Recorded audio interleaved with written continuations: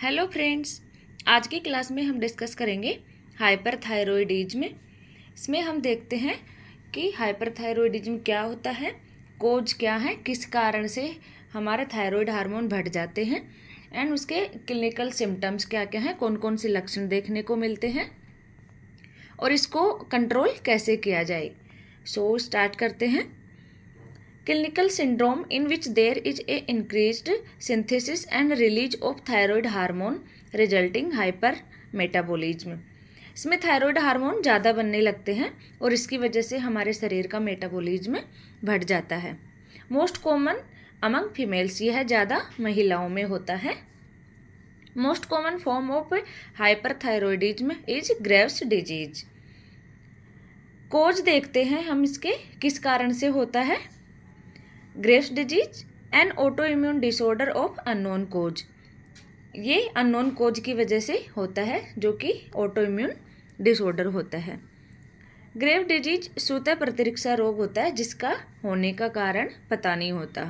इसमें thyroid gland का enlargement होता है, जो हमारी थायराइड ग्लैंड होती है वो बढ़ जाती है साइज में। एक्सेसिव थायराइड हार्मोन सीक्रेट होते हैं। जब थायराइड ग्लैंड बढ़ जाती है तो उससे जो थायराइड हार्मोन्स हैं वो भी ज़्यादा रिलीज होते हैं। नेक्स्ट कोज है इसका excessive TRH thyrotropin releasing hormone, जो कि हाइपोथैलेमस से सीक्रेट होता है। ये ज़्यादा होगा तो ये स्टिमुलेट करेगा पिट्यूटरी ग्लैंड को एक्सेसिव टीएसएच के निर्माण के लिए। तो थायराइड स्टिमुलेटिंग हार्मोन ज़्यादा बनेगा तो ये थायराइड ग्लैंड को स्टिमुलेट करेगा T3 एंड T4 के ज़्यादा निर्माण के लिए। तो इस वजह से हाइपरथायरॉयडिज्म हो जाता है। Next thyroid tumour, thyroid gland में यदि ट्यूमर हो रहा है तो उसकी वजह से भी T3 एंड T4 ज़्यादा बनेंगे और उससे हाइपरथायरॉयडिज्म हो जाएगा। नेक्स्ट हम देखते हैं हम इसके क्लिनिकल सिम्टम्स क्या क्या होते हैं। Enlargement of thyroid gland, thyroid ग्रंथि का साइज बढ़ जाएगा। ऑप्थेल्मोपैथी इंक्लूड एक्जोप्थेल्मस।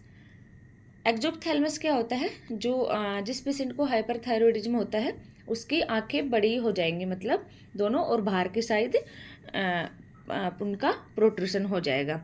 इसमें हम देखते हैं bilateral exophthalmos, protrusion of eyeball from orbit, जो आई बॉल है वो ऑर्बिट से बाहर की साइड निकल जाएंगी due to increase fat and fluid deposition in retro orbital tissues. जैसा कि आप पिक्चर में देख रहे हैं, हाइपरथायरॉयडिज्म में पेशेंट की आंखें कुछ ऐसी दिखाई देती हैं।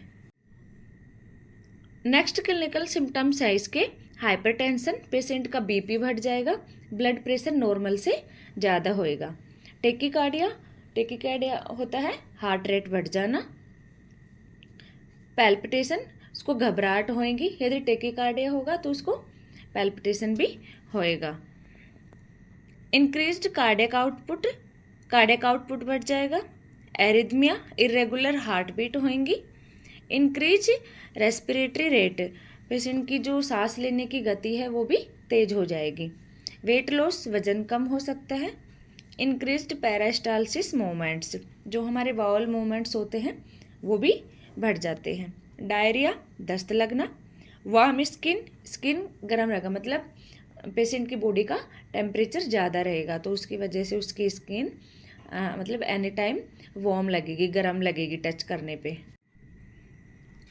नेक्स्ट है थिन ब्रिटल नेल्स, जो नेल्स हैं वो थिन हो जाएंगे, ब्रिटल्स हो जाएंगे, मतलब आगे से ऐसे कटे फटे नाखून से रहेंगे। With detached from nail buds, जो नेल बड्स हैं उनसे डिटैच्ड हो जाएंगे, मतलब उनसे थोड़े थोड़े हटने स्टार्ट हो जाते हैं एंड ब्रिटल हो जाते हैं, जिसको बोलते हैं ओंकिलोसिस। नेक्स्ट डायफोरेसिस, बहुत ज़्यादा पसीना आता है पेशेंट को क्योंकि बॉडी टेम्परेचर ज़्यादा होता है तो उसको पसीना भी आएगा। फटीग, थकान होना। वीकनेस, कमजोरी होना। हीट इंटॉलरेंस या फिर हीट सेंसिटिव, जो पेशेंट होते हैं हाइपरथायरॉयडिज्म के वो ज़्यादा मतलब कि टेम्परेचर सहन नहीं कर पाते, गर्मी सहन नहीं होते उनसे, तो उसको बोलते हैं heat intolerance. Hyperglycaemia, glucose level बढ़ जाएगा पेशेंट का। एमिनोरिया, फीमेल्स में जो पीरियड्स होते हैं वो इरेगुलर हो जाएंगे। तो ये सभी लक्षण होते हैं हाइपरथायरॉयडिज्म के। T3 एंड T4 हार्मोन ज़्यादा बनेगा तो इसकी वजह से ये सारे सिम्टम्स दिखाई देंगे। नेक्स्ट हम देखते हैं डायग्नोस्टिक इन्वेस्टिगेशंस। ये स्टार्ट करने से पहले यदि आप हमारे चैनल पे नए हो तो चैनल को सब्सक्राइब जरूर करें। History and physical examination. Serum TSH level होता है 0.3 to 5.4 माइक्रो यूनिट पर ml। सीरम T3 लेवल होता है 80 to 230 नैनोग्राम पर DL। सीरम T4 लेवल होता है 5 से 12 नैनोग्राम पर DL। तो इन सब की ये नॉर्मल वैल्यू होती है। इनसे यदि वो बढ़ रहे हैं तो वो उसकी कैटेगरी में आ जाएगा हाइपरथायरॉयडिज्म के में। नेक्स्ट हम देखते हैं radiological studies. RAIU radio active iodine Uptake for 24 hours 11% to 30%। ये फास्टिंग रिक्वायर होता है। जो RAIU जो रेडियो एक्टिव आयोडीन अपटेक जो चेक करते हैं पेशेंट का, ये रेडियोलॉजिकल स्टडीज के अंडर में आता है, जिसकी वैल्यू होती है 11% से 30%, जो कि फास्टिंग रिपोर्ट होती है। ये मतलब थायराइड स्कैन के द्वारा पता किया जाता है। नेक्स्ट हम देखते हैं कि हाइपरथायरॉयडिज्म को कंट्रोल कैसे करें, उसको मतलब उसका मैनेजमेंट कैसे करें। प्रोवाइड कूल एंड काम एनवायरनमेंट। पेशेंट को थोड़े ठंडे एनवायरनमेंट में रखना है और शांत एनवायरनमेंट में रखना है, क्योंकि हाइपरथायरॉयडिज्म का जो पेशेंट होता है उसका थोड़ा मतलब क्या बोलते हैं कि हम स्वभाव होता है, बिहेवियर थोड़ा चिड़चिड़ापन होता है, तो उसको काम एनवायरनमेंट में रखना है। मॉनिटर वाइटल साइंस, उसके temperature, heart rate, respiratory rate, तो ये सब चेक करना है जिससे पता लगे कि ज़्यादा है या कम है। Monitor cardiac functions. Monitor ECG to ruled out arrhythmias.